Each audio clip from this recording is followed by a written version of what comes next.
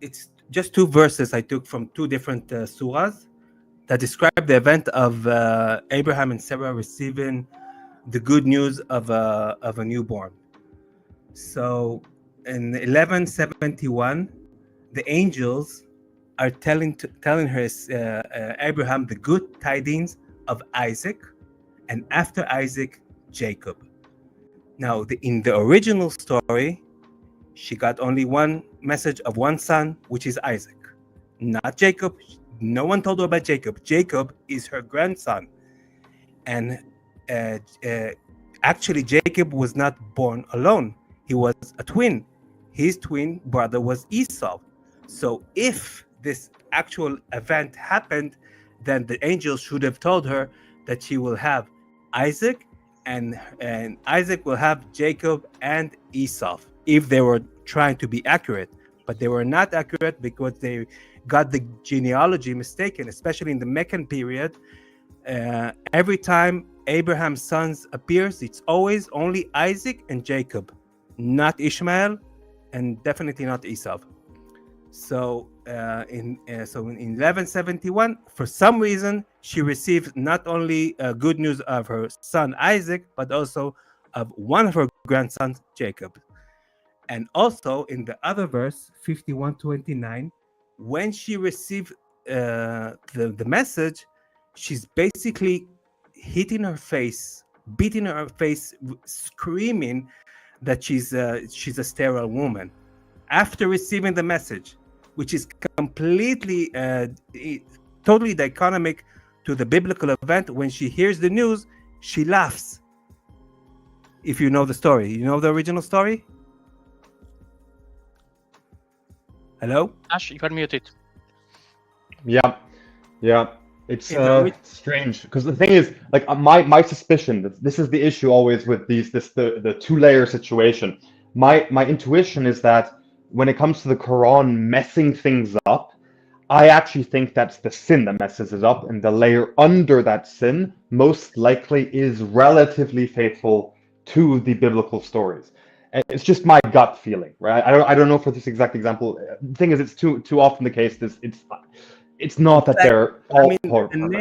The name Yitzchak, it means he will laugh, and he got the name because when she heard the news, she didn't believe. It sounded ridiculous for an old woman like her, sterile woman and very old, to have a child, so she laughed, and then she was, they got mad at her why she laughed. But in the Quran narrative, it's absolutely the opposite. She heard that she's going to have a son, and not only that she's not laughing, she's screaming while hitting her face. Yep, this is a totally corrupt root. The whole struck her face. I just checked.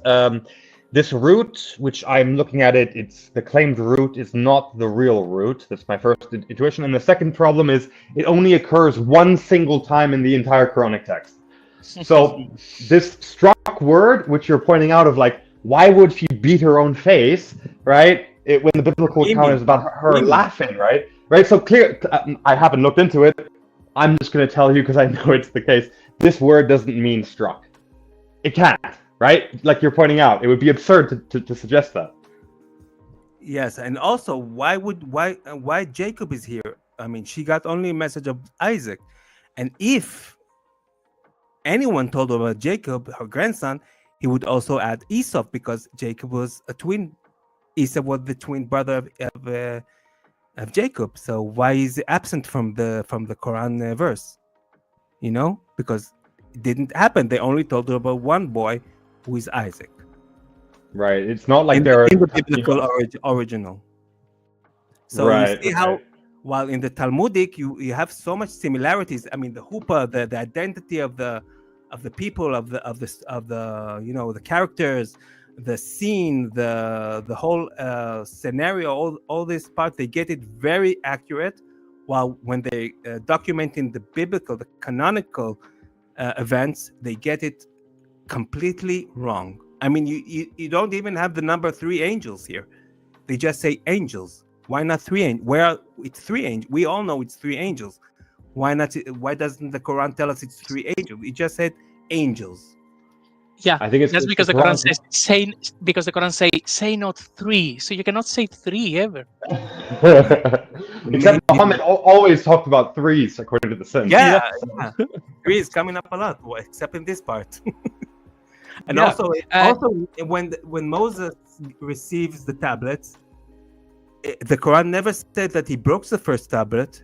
He only received this one tablet, drops them off, and lift them up again. It doesn't say that he broke them. They're not a second set of tablets like in the biblical event. So again, they get all those important details out of the Quran, but especially when it comes to actual canonical biblical historical events. Well, something that happens a lot, and actually Cash actually jumped in there and actually did this root analysis, as I knew he would do, because something that we notice a lot in the Quran is sometimes the stories are completely wrong, but very often the story is not wrong. Is that later when they started to add the critical marks, the vocalization, the hamzas, the inserted alifs, then they twisted the meaning. It actually very often it becomes the opposite of what the verse used to say. And we are seeing this again and again and again. No, but there why? was these verses that Kash and I. But how come they got the Talmudic events and the Christian legends events pretty accurate, while actually completely confused with the actual canonical text? And I think because especially Jews were not very generous with giving away the actual Hebrew Torah to other tribes, other nations who don't become. If you want to know the Torah, you first become a Jew, learn the Hebrew, and then you read the Torah. It was very distant.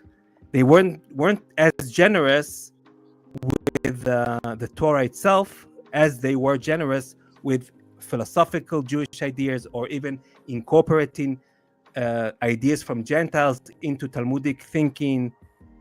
So the Talmudic section, the Talmudic field, is much more democratic and more pluralistic and open to ideas, open to take and to give, while the Torah was kept very only to the tribe, to the Hebrew speaking, to the Jews, and were not in generous. So that's maybe the reason why the canonical stories are so mistaken, because they didn't have the real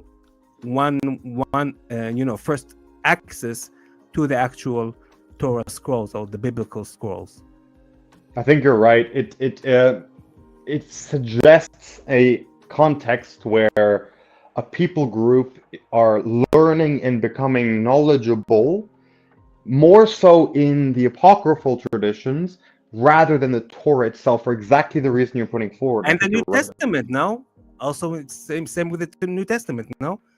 Because I think the reason why is because once the textual tradition was out of the hands of those who could read it, now all that's left is reading into the text, and they were more successful at reading into the text when it came to the stories, like from the New Testament and from the Talmudic traditions, which they actually knew about, right? Because they basically have to revive the text, and all that they can use to work with is what they actually know. And they were part of the conversation because it was like a cultural it was a network. All cultures were included in this conversation between giving and taking ideas from one another. Christians from Jews, Jews from Christians, Jews from the Greeks, from the Ethiopians, Arabs from the Greeks. Everyone was involved in this conversation when it comes to all this apocrypha or legends that are common to different cultures in different versions, while the canonical text is much more kept as strictly. It's more strict and esoteric. Yes.